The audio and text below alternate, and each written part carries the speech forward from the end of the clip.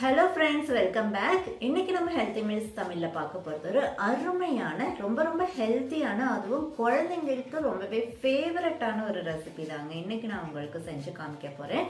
நேந்திர பழம் வச்சு ஒரு அருமையான ஸ்வீட் ரெசிபி, பழம் நுறுக்கு எப்படி செய்யலாம் தான் இன்னைக்கு நான் உங்களுக்கு இந்த வீடியோவில் செஞ்சு காமிக்க போகிறேன். இந்த பழம் நுறுக்கோட ஸ்பெஷாலிட்டி என்ன அப்படின்னாக்கா, சாதாரணமாக நம்ம வீட்டில் குழந்தைங்க ரொம்ப லீனாக இருப்பாங்க, ரொம்ப எதுவுமே சாப்பிடாத குழந்தைங்க கூட இருப்பாங்க. அந்த மாதிரி குழந்தைங்க கண்டிப்பாக வீக்காக தான் இருப்பாங்க இல்லைங்களா? ஸோ அந்த மாதிரி குழந்தைங்களுக்கு நம்ம டெய்லி ஒரு நேந்திர பழம் கொடுக்குறோம் அப்படின்னாக்கா கண்டிப்பாக அவங்க வெயிட் இன்க்ரீஸ் ஆகுங்க. ஒருவேளை குழந்தைங்க வெறுமனே நேந்திர பழம் சாப்பிட மாட்டேங்கிறாங்க அப்படின்னாக்கா இந்த மாதிரி பழம் நுறுக்கு செஞ்சு கொடுக்குறீங்க அப்படின்னா கண்டிப்பாக அவங்களோட ஃபேவரட்டான ஒரு ஃபுட்டு ஆகிடுங்க இந்த பழம் நுறுக்கு. ஸோ இந்த பழம் நுறுக்கு ரெசிபியை மிஸ் பண்ணாமல் ஸ்கிப் பண்ணாமல் எண்டு வரைக்கும் ஃபுல்லாக பாருங்கள். அதே போல் இந்த வீடியோ உங்களுக்கு பிடிச்சிருந்தது அப்படின்னாக்கா ப்ளீஸ் நம்ம வீடியோக்கு ஒரு லைக் கொடுத்து உங்கள் ஃப்ரெண்ட்ஸ் அண்ட் ஃபேமிலிக்கும் நம்ம வீடியோவை ஷேர் பண்ணி விடுங்க. அதே போல் நம்ம ஹெல்த்தி மீல்ஸ் தமிழ் சேனலை நீங்கள் புதுசாக பார்க்குறதா இருந்தாலோ இல்லை நம்ம சேனலை நீங்கள் இது வரைக்கும் சப்ஸ்கிரைப் பண்ணாமல் பார்க்குறதா இருந்தாலோ ப்ளீஸ் கீழே இருக்கிற சப்ஸ்கிரைப் பட்டனை கிளிக் பண்ணி சப்போர்ட் பண்ணுங்கள். கூடவே இருக்கிற பெல் பட்டனும் ப்ரெஸ் பண்ணி ஆன்ற ஆப்ஷனும் செலக்ட் பண்ணிக்கோங்க. அப்போ தான் நம்ம சேனலில் வர அப்கமிங் வீடியோஸ் உங்களுக்கு உடனே நோட்டிஃபிகேஷனில் வரும். ஸோ இப்போ நம்ம நேந்திர பழம் யூஸ் பண்ணி ரொம்ப ஹெல்த்தியான ரொம்ப டேஸ்டியான பழம் நுறுக்கு எப்படி செய்யலான்னு பார்க்கலாங்க. பனானா ஸ்நாக் செய்கிறதுக்காக நான் இங்கே 2 நேந்திர பழம் பெரிய சைஸாக எடுத்திருக்கேங்க. நல்ல பழுத்த பழமாக தாங்க இந்த ரெசிபிக்கு தேவைப்படுது. அதுக்காக ரொம்ப பழுத்து உடஞ்சிடவும் கூடாது, பட் அதே சமயம் ஓரளவுக்கு நல்லாவே பழுத்து இருக்கணும். இந்த மாதிரி 2 பெரிய சைஸ் தான் நான் இங்கே எடுத்திருக்கேன். இதை நல்லா தோலில் ரிமூவ் பண்ணிவிட்டு சின்ன சின்ன க்யூப்ஸாக கட் பண்ணி எடுத்துக்கிறாங்க. நான் இங்கே பாருங்கள் இந்த அளவுக்கு ஒரு மீடியம் சைஸில் கட் பண்ணி எடுத்திருக்கேன். ரொம்ப பெருசாகவும் கட் பண்ண வேண்டாம், அதே சமயம் ரொம்ப பொடிசாகவும் கட் பண்ணிடக்கூடாதுங்க. இந்த அளவுக்கு தான் இருக்கணும். அடுத்ததாக பனானா ஸ்நாக் செய்யறதுக்காக இந்த மாதிரி ஒரு நான்ஸ்டிக் பேன் ஸ்டவ்வில் வச்சு இதில் நல்ல திக்கான தேங்காய் பாருங்க, அதாவது அரை மூடி தேங்காவை நல்லா துருவி 1 டம்ளர் தண்ணி ஊற்றி நல்லா இந்தளவுக்கு திக்கான தேங்காய் பாலாக எடுத்துருக்கேங்க. இப்போ நான் ஊற்றிருக்கிறது 1 டம்ளர் தேங்காய் பால் தான் ஊற்றிருக்கேன்.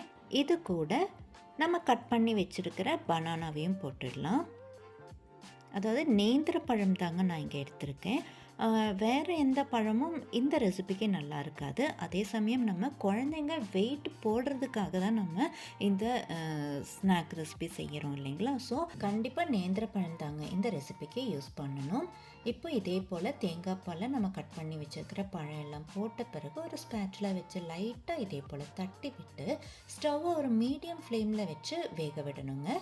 நல்லா கொதிச்சு வருது பார்த்தீங்களா? இப்போ கம்ப்ளீட்டாக ஸ்டவ்வை லோ ஃப்ளேமில் வச்சே வேக விட்டுடலாம்.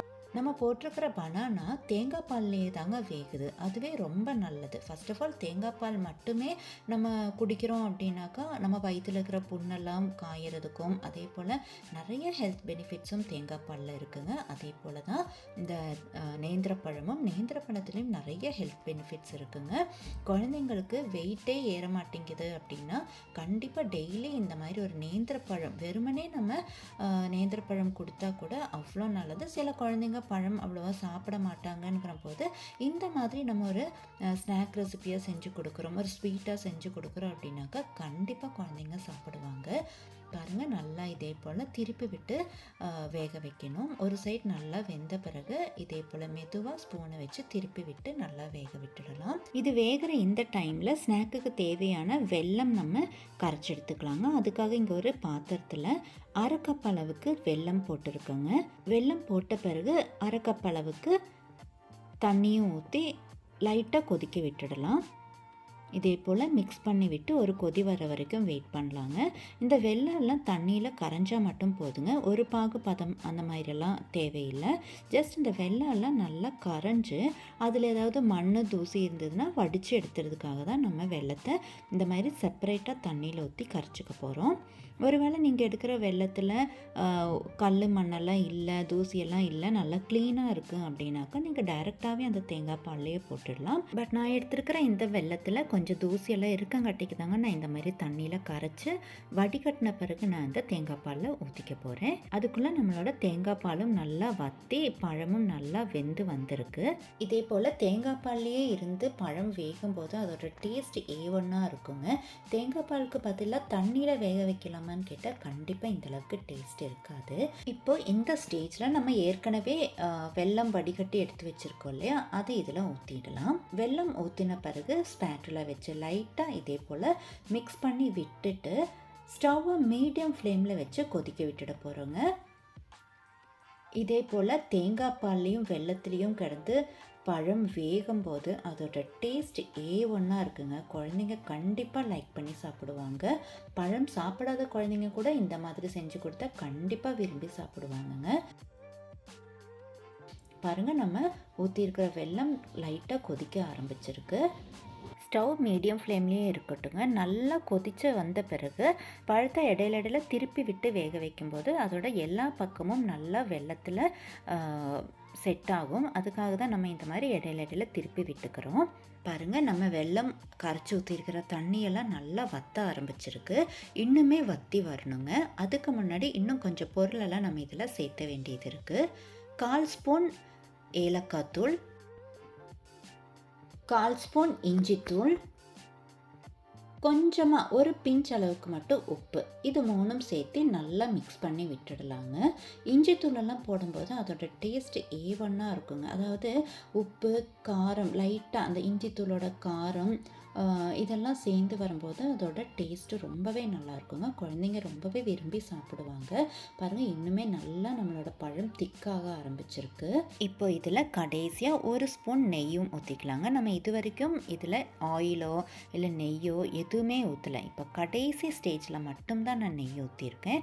நெய்யும் ஊற்றி நல்லா இதே போல் மிக்ஸ் பண்ணி 2 நிமிஷத்தில் ஸ்டவ் ஆஃப் பண்ணிடலாங்க. அதுக்குள்ளாரையே இப்போ மிச்சம் இருக்கிற இந்த தண்ணியை கூட நல்லா வற்றி பழம் நல்லா செப்பரேட்டாக வந்துடும். வாவ், பாருங்கள், நம்மளோட பழம்லாம் நல்லா செப்பரேட்டாக வெந்து வந்திருக்கு. அதாவது நம்ம ஃபஸ்ட்டு தேங்காய் பால் ஊற்றணும், அதுக்கப்புறமா வெல்லம் கரைச்சி ஊற்றணும். இதுலேயே தாங்க பழம் வெந்து வந்திருக்கு. அதோட கலரே மாறிடுச்சு பார்த்தீங்களா. ஃபஸ்ட்டு நம்ம பழம் போடும்போது எல்லோ கலரில் இருந்தது.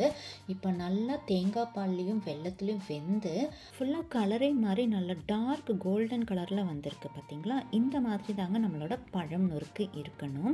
இப்போ இதுக்கு சூப்பரான காம்பினேஷன் அப்பளம். அதாவது சின்ன குழந்தைங்களுக்கு நம்ம வெறும் இந்த பழத்தை மட்டுமே கொடுத்தா போதும். ஆனால் நம்ம பெரியவங்க சாப்பிடும்போது இந்த மாதிரி பழத்தோட அப்பளமும் வச்சு சாப்பிடும்போது அதோட டேஸ்ட் A1 இருக்குங்க. நீங்களும் இதே போல் உங்கள் வீட்டில் ட்ரை பண்ணி பாருங்கள். ட்ரை பண்ணி பார்த்துட்டு எப்படி இருந்ததுங்கிற கமெண்ட்டை மறக்காமல் நம்ம வீடியோக்கு கீழே மென்ஷன் பண்ணுங்கள். அதே போல் இந்த ரெசிபி உங்களுக்கு பிடிச்சிருந்தது அப்படின்னா ப்ளீஸ் இப்போவே நம்ம வீடியோக்கு ஒரு லைக் கொடுத்து உங்கள் ஃப்ரெண்ட்ஸ் அண்ட் ஃபேமிலிக்கும் நம்ம வீடியோவை ஷேர் பண்ணி விடுங்க. இதே போல் நல்ல ஒரு ரெசிபியோட அடுத்த வீடியோவில் பார்க்கலாங்க. தேங்க்யூ ஃபார் வாட்சிங்.